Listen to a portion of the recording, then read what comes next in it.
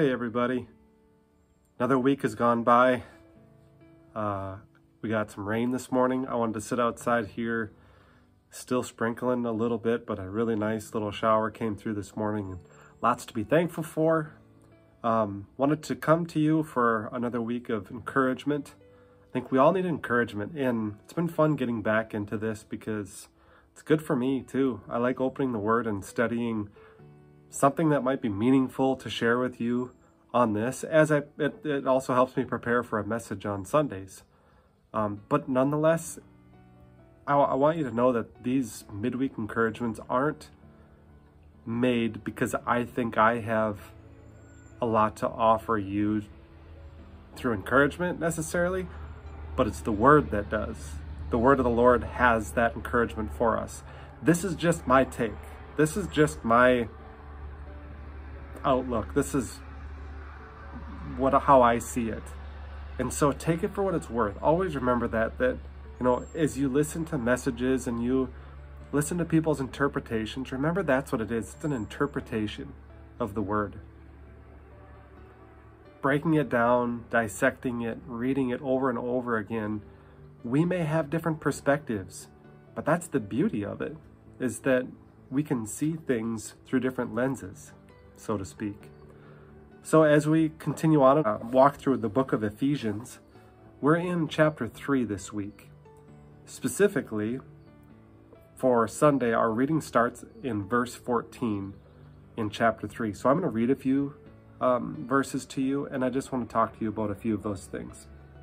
So it says, "For this reason I kneel before the Father, from whom every family in heaven and on earth derives its name. I pray that out of his glorious riches he may strengthen you with power through his Spirit in your inner being, so that Christ may dwell in your hearts through faith.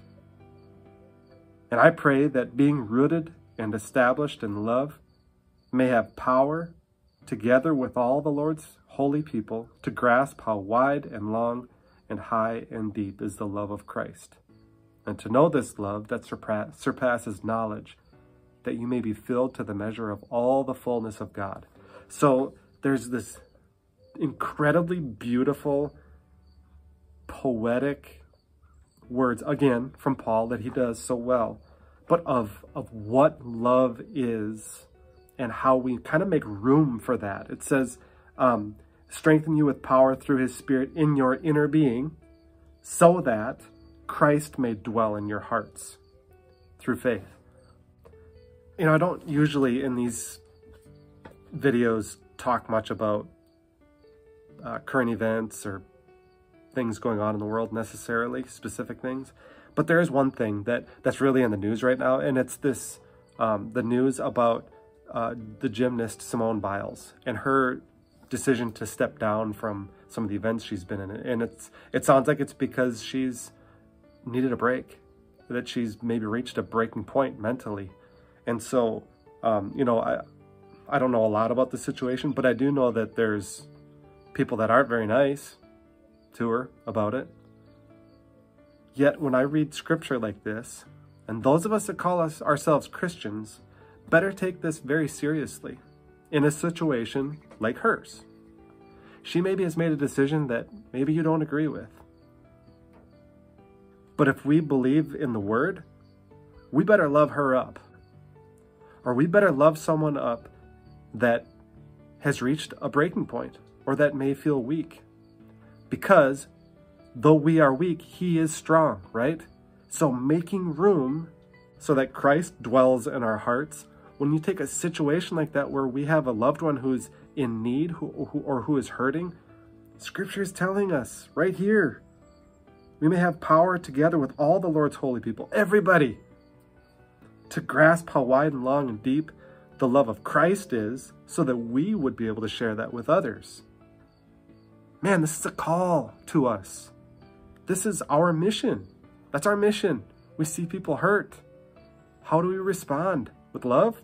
Or do we ridicule them? You don't know the battles that people are fighting. And so I think that this was really meaningful for what's going on in the Olympics, that if we call ourselves Christians, we better love up on people. The end of chapter 3 here is kind of the ending of how Paul is just writing about this thankfulness and the love of Christ, and really focusing on the power of Christ in us and the dwelling of his Spirit in us. And then the second half kind of shifts to how we should live, how we apply that to our life. Here it is.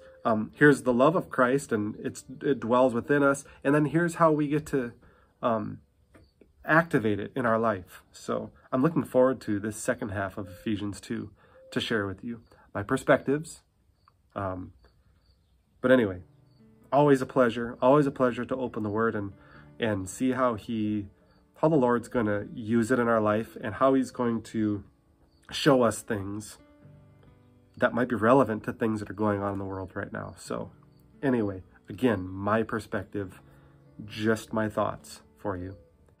This weekend, we'll be celebrating Marvin's 103rd birthday for our coffee fellowship after church on Sunday. So please come on out.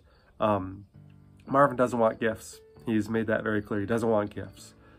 So just come and just visit. He wants to visit with you. That's it. Come and say hi to him, give him a hug, wish him happy birthday. That's all he wants.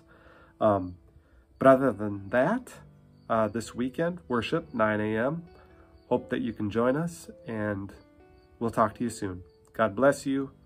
May your day be filled with God's love, his power, his word, and may you be strengthened through that.